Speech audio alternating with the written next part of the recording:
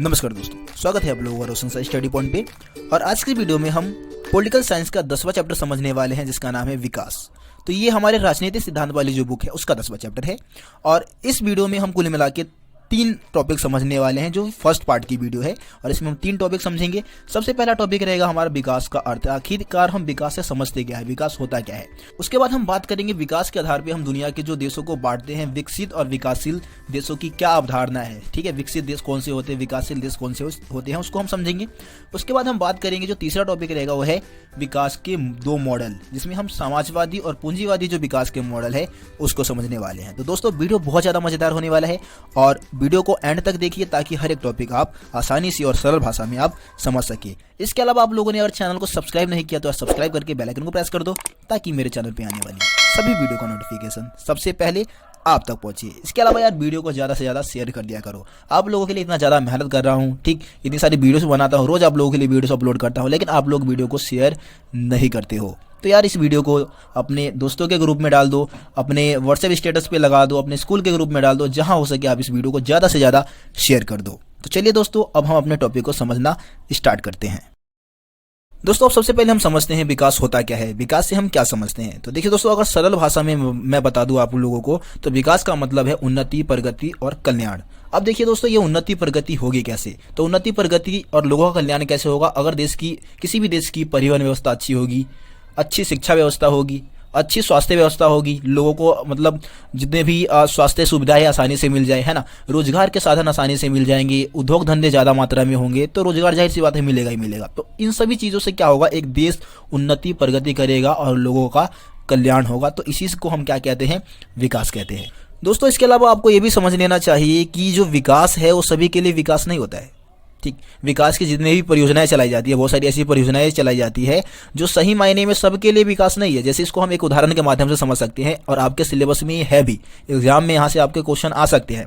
आप लोगों ने नर्मदा नदी के बारे में सुना होगा। नर्मदा नदी पे सरदार सरोवर बांध बनाया जा रहा था। ठीक, अब सरदार सरोवर बांध बनाने के बहुत सारे लाभ भी है, बहुत सारे लोगों को क्या है, इसके लिए एक तरीके से सरदार सरोवर बांध का निर्माण जो हो रहा है वो कहीं ना कहीं विकास को दर्शाता है।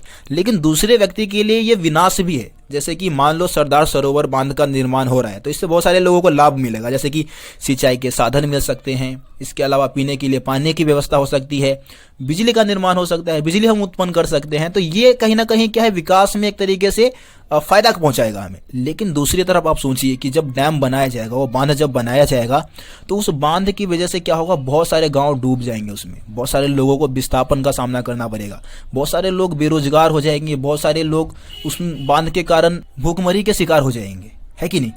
तो ये कहीं ना कहीं ये दर्शाता है कि विकास की जो परियोजनाएं है वो जरूरी नहीं है कि अगर एक व्यक्ति के लिए विकास है तो दूसरे व्यक्ति के लिए भी वो विकास हो, दूसरे व्यक्ति के लिए विनाश भी साबित हो सकता है। इस चीज को आप समझ ले। दोस्तों देखिए, हम विकास के स्तर के आधार पे हम देशों को 2 कैटेगरी में बांटते हैं, 2 भागों में बांटते हैं। एक तो विकसित और दूसरे विकासशील। अब ये विकसित और विकासशील है क्या, मतलब कुछ देशों को हम विकसित देश कह रहे हैं, कुछ को हम विकासशील क्यों कहते हैं। देखिए दोस्तों, विकसित देश उन देशों को कहा जाता है जो विकास कर चुके हैं। ठीक, और विकासशील देश वो देश है जो अभी विकास कर रहे हैं, मतलब विकास के पथ पे अभी चल रहे हैं, विकास के रास्ते पे चल रहे हैं। लेकिन विकसित देश वो देश है जो पहले ही विकास कर चुके हैं। जैसे कि हम विकसित देशों के अगर उदाहरण की बात करें तो अमेरिका की बात कर लो, आप पश्चिमी यूरोप के जितने भी देश है, जैसे कि ब्रिटेन है, फ्रांस है, जर्मन है, ये सब विकसित देशों की कैटेगरी में आते हैं, क्योंकि यहाँ के लोगों का जो जीवन स्तर है वो ज़्यादा अच्छा है, अच्छी शिक्षा व्यवस्था है वहाँ की, अच्छी स्वास्थ्य व्यवस्था है ना, काफ़ी ज़्यादा अमीर देश है। तो इसीलिए हम इनको विकसित देश कहते हैं। दूसरी तरफ विकासशील देशों की हम बात करें तो विकासशील देशों में भारत जैसे देश की बात कर सकते हो आप, पाकिस्तान जैसे देशों की बात कर सकते हो, बांग्लादेश, चाइना जैसे देश है।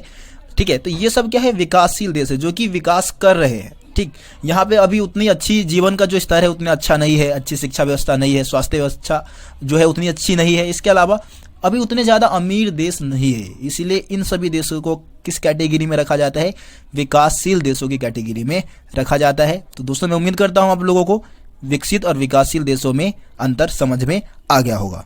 दोस्तों, एक चीज़ और आप समझ ले कि जो विकासशील देश है, विकासशील देशों में उन देशों को शामिल किया जाता है जो कभी ना कभी किसी समय क्या थे, उपनिवेश थे। उपनिवेश यानी कि किसी दूसरे देश के गुलाम थे। जैसे कि चाइना की बात कर लो, भारत की बात कर लो, श्रीलंका जैसे देशों की बात कर लो, ये कभी ना कभी क्या थे, ब्रिटेन के गुलाम थे। ठीक, तो विकासशील देशों में उन्हीं देशों को शामिल किया जाता है जो लगभग 1950 से 60 के दशक में क्या हुए, आजाद हुए, अपने उपनिवेश के चंगुल से मुक्त हुए, जो उनको गुलाम बना रखे थे उन देशों से मुक्त हुए।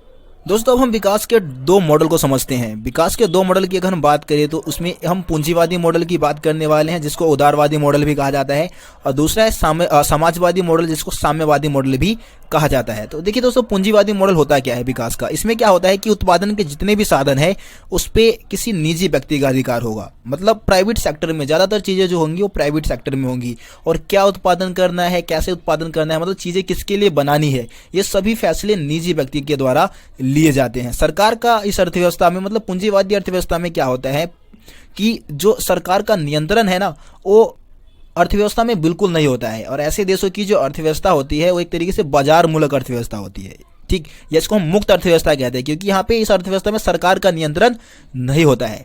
दूसरी तरफ हम जब समाजवादी मॉडल की बात करते हैं तो समाजवादी मॉडल में क्या होता है कि जितने भी उत्पादन के साधन है उस पर सभी पे सरकार का नियंत्रण होता है।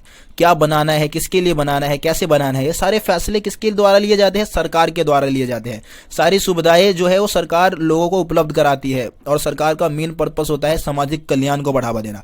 लेकिन पूंजीवादी अर्थव्यवस्था में जितने भी उत्पादक होंगे ना, उनका लाभ कमाना मेन उद्देश्य होगा। लेकिन समाजवादी अर्थव्यवस्था में क्योंकि सरकार चीजों का निर्माण करती है, तो सरकार का मुख्य उद्देश्य होता है सामाजिक कल्याण को बढ़ावा देना। तो जो समाजवादी मॉडल है वहाँ पे जो अर्थव्यवस्था जो प्रचलित होती है उसको हम केंद्रीय नियोजित अर्थव्यवस्था कहते हैं, या फिर समाजवादी अर्थव्यवस्था भी आप इसको कह सकते हो। दोस्तों, उसके बाद क्या हुआ, 1950 से 60 के दशक में जब बहुत सारे नव स्वतंत्र देश आजाद हुए तो उन्होंने क्या किया, विकास का एक तीसरा मॉडल बनाया, जिसको हम मिश्रित मॉडल कहते हैं। मिश्रित अर्थव्यवस्था को अपनाया उन देशों ने, जिन्होंने क्या किया, जो पूंजीवादी जो अर्थव्यवस्था है, जो विकास का जो पूंजीवादी मॉडल है और जो विकास का समाजवादी मॉडल है, दोनों की विशेषताओं को अपना लिया, है ना।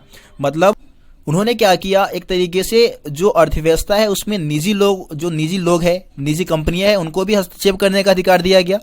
और जो सरकार है, सरकार भी क्या कर सकती थी, अर्थव्यवस्था में सभी फैसले ले सकती थी। क्या, कैसे, किसके लिए उत्पादन करना है, ये सभी फैसले सरकार के द्वारा भी लिए जाते हैं मिश्रित अर्थव्यवस्था में, और जो पूंजीपति लोग हैं उनके द्वारा भी लिए जाते हैं। मतलब दोनों ही विकास के जो मॉडल है उसकी विशेषता इसमें पाई जाती है। सो दोस्तों, ये 3 टॉपिक आप लोगों को इस वीडियो में समझाने थे, मैंने समझा दिया है। मैं उम्मीद करता हूं आप लोगों को तीनों ही टॉपिक बहुत ही अच्छे से और बहुत ही बारीकी से समझ में आ गया होगा। कोई भी समस्या हो आपकी, कमेंट बॉक्स में आप कमेंट कर सकते हैं। इसके अलावा आप मेरे को इंस्टाग्राम पे फॉलो कर सकते हैं, आईडी है रोशन साई स्टडी पॉइंट, ठीक, और वहाँ पे आप फॉलो कीजिए मेरे को। इसके अलावा चैनल को सब्सक्राइब नहीं किया, चैनल को सब्सक्राइब करके बेल आइकन को प्रेस कर दो, ताकि मेरे चैनल पे आने वाली सभी वीडियो का नोटिफिकेशन सबसे पहले आप तक पहुंचे। तो चलिए दोस्तों, मिलते हैं आप लोगों से अगली वीडियो में। तब तक के लिए जय हिंद, जय भारत।